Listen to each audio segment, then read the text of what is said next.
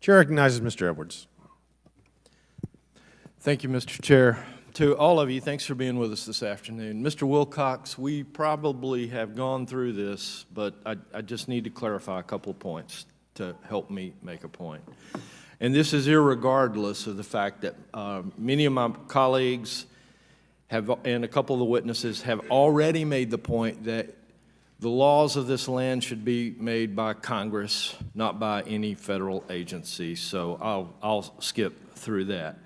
Did you testify that a pistol brace will not change the capacity of a firearm? I don't believe I was asked that question. All right. Will a pistol brace change the capacity of a firearm? What do you mean by capacity, sir? The number of rounds. No, sir.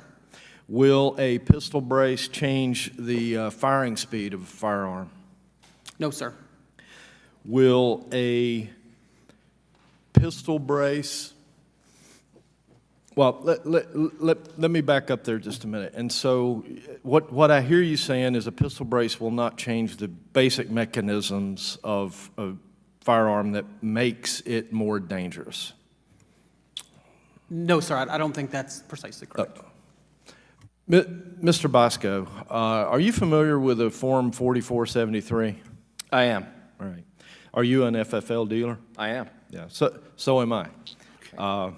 It's getting to be a smaller and smaller club. Mm-hmm. I'm glad we're here.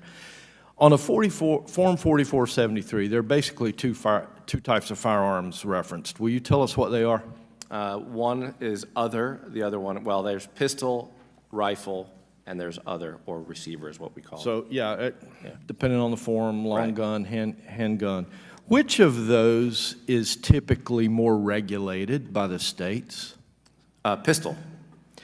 And so we saw a diagram that Mr. Fry had here a while ago of a long gun and then of a pistol that had been made to into a long gun. Mm-hmm. Can you help me think through the rationale of why anyone would want to make a gun, or would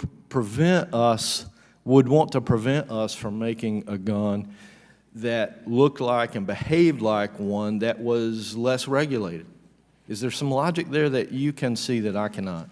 I've not seen much logic, with all due respect to everybody here, and I think the problem is that a lot of people really aren't informed about what is and is a pistol and what is and isn't a rifle. And frankly, it's very nuanced, so in their defense, it's hard to really understand all of this. So what I would say is that the product is a safety device. My colleague was talking about innovation for safety when it comes to vehicles, and that's what's helped vehicles be safer. Well, this is an innovation for safety for firearms. All it does is help you fire a large pistol more safely. It does nothing to change the lethality of the firearm.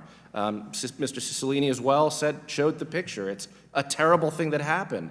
But whether my product is on there or not changes nothing, and it hasn't changed anything for 10 years. All of a sudden now we're going to say that a pistol is a short-barreled rifle?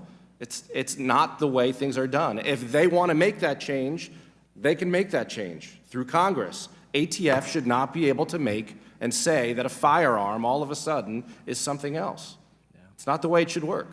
Thank you. And so what I heard here is that a pistol brace does not change the firing capacity of a short gun, and a pistol brace makes a short gun, into a long gun, which is even less regulated, and that seems to defy logic.